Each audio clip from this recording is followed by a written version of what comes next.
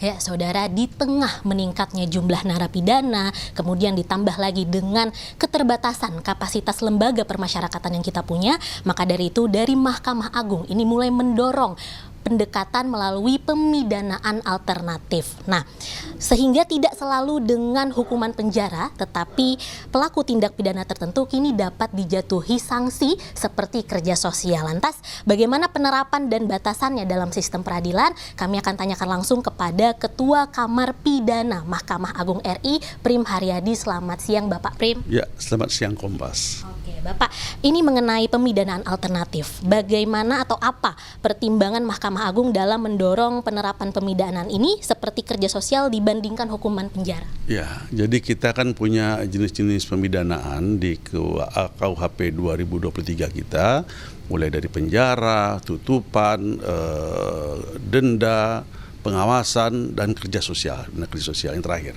Nah, di KUHP itu sudah digariskan bahwa pidana penjara itu merupakan yang alternatif terakhir kalinya. Sedapat mungkin dijatuhkan hukuman yang lebih ringan. Salah satunya yang lebih ringan itu adalah pidana kerja sosial.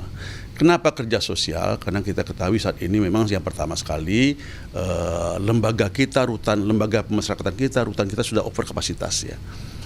Di samping itu juga ada suatu prinsip bahwa pemidanaan itu menurut KUHP sekarang ini bukan hanya semata-mata untuk balas dendam, tetapi juga bagaimana agar adanya rekonsiliasi sosial, agar juga korban bisa dipulihkan, agar juga terdakwa bisa ke depannya setelah dia keluar nanti, ataupun setelah dia selesai menjalani pemidanaan, dia bisa berinteraksi sosial dengan baik kepada masyarakat.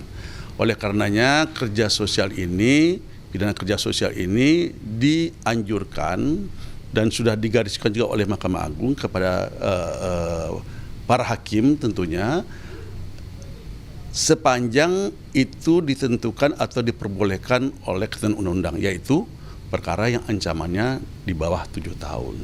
Nah, itu dapat dilakukan kerja sosial. Nah, Kejaksaan Agung sudah mengadakan kerjasama dengan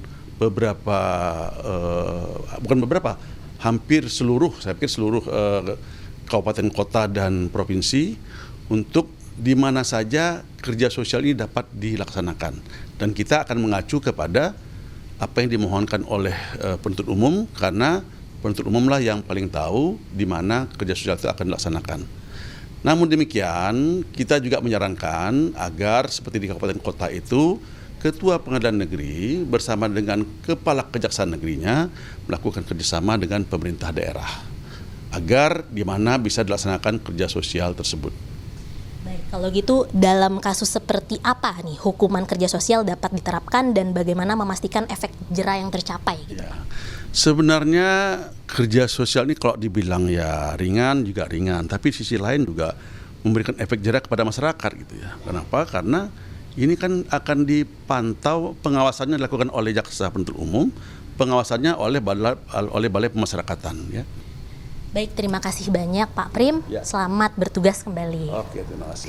Ya saudara, itu dia tadi penjelasan mengenai pemidanaan alternatif dari Ketua Kamar Pidana Mahkamah Agung Prim Haryadi, yang dimana tentunya dengan adanya pemidanaan alternatif ini tentunya diciptakan sebagai upaya untuk membuat sistem hukum yang lebih adaptif dan juga berkeadilan. Namun tentu dalam penerapannya ini tentu masih membutuhkan pengawasan dan juga pertimbangan yang matang agar pidana tidak hanya dijatuhkan sebagai hukuman tetapi juga ada manfaatnya untuk masyarakat.